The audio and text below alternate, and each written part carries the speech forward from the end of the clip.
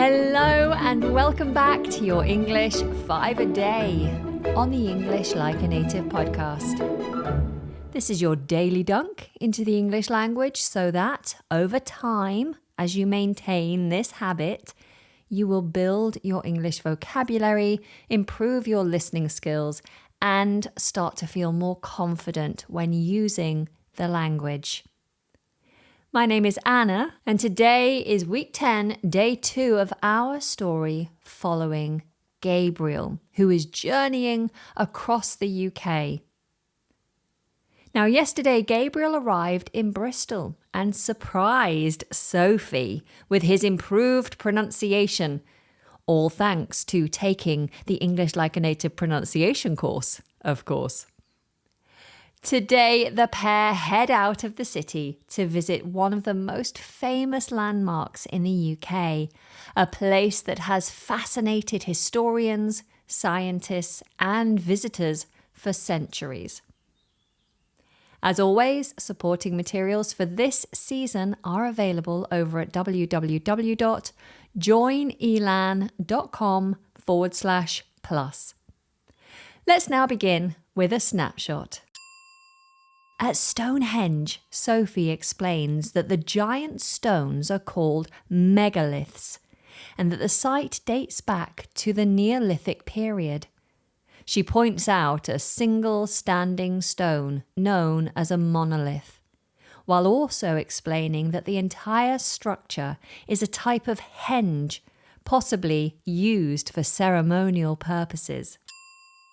Oh, lots of technical language today. Well, don't worry, because I'm going to break down the vocabulary right now.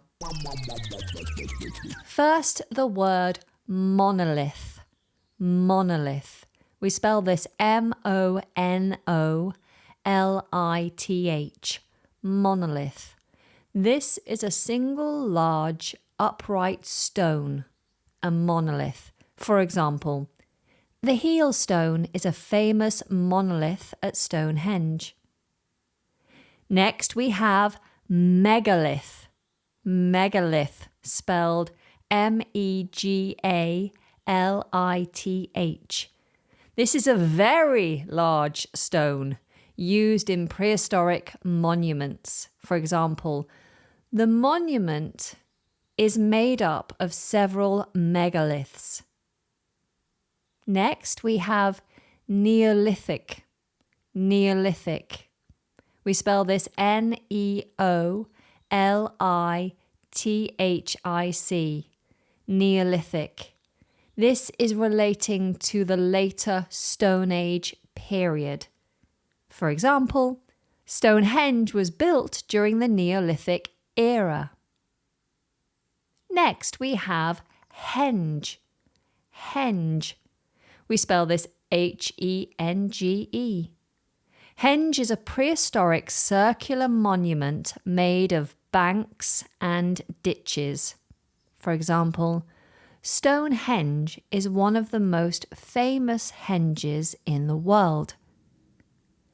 And finally, ceremonial. Ceremonial. C-E-R-E-M-O-N-I-A-L.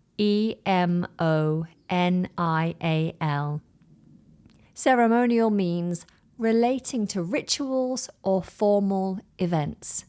For example, the site may have been used for ceremonial gatherings. Wonderful. I'm hoping, and I imagine, that at least one of today's words is new to you.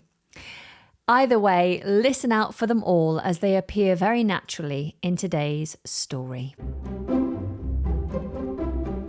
The day after Gabriel's arrival in Bristol, he and Sophie set off for the remarkable Neolithic monument at Stonehenge. Sophie is driving her parents' practical hatchback. It must be strange for you, driving on the left side of the road. You'd think so, but remember that I actually drove when I went to Ben Nevis. Hey, how do you know I've been reading your blog? So. You put so many emojis in the comments that I didn't have a clue what they meant. Yes. So, you left Isla in Glasgow then? Well, so.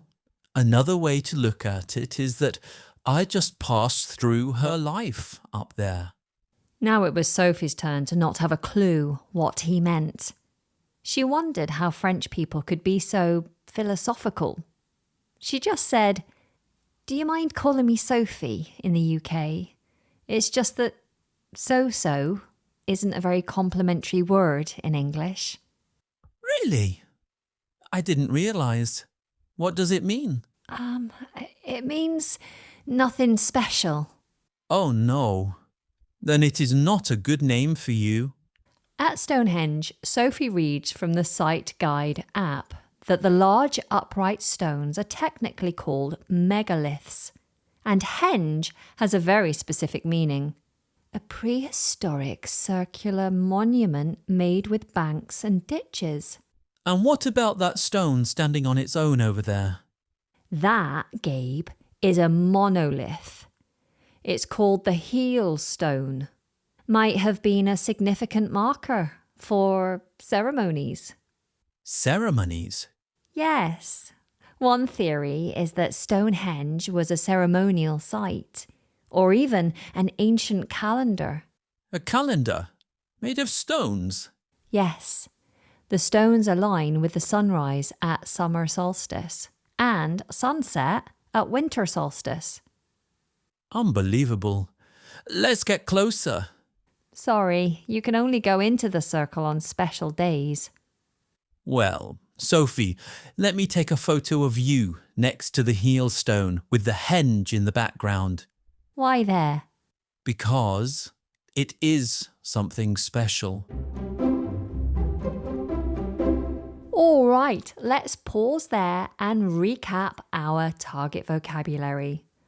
I will say each item twice, giving you a moment to repeat out loud after me, and then I will remind you of the definition. Here goes. Repeat after me. Monolith. Monolith. This is a large, single, upright stone.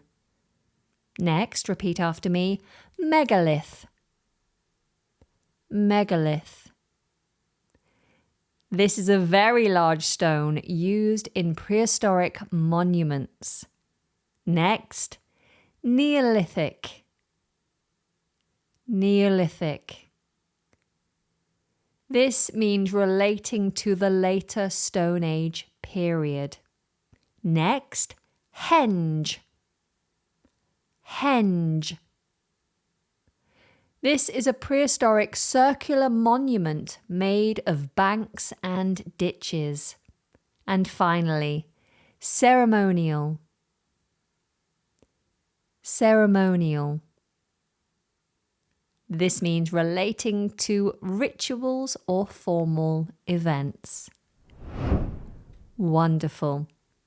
Now, Gabriel and Sophie have stepped back in time, exploring one of Britain's most mysterious ancient sites. But tomorrow they move from ancient history to something much more modern and perhaps a little unexpected.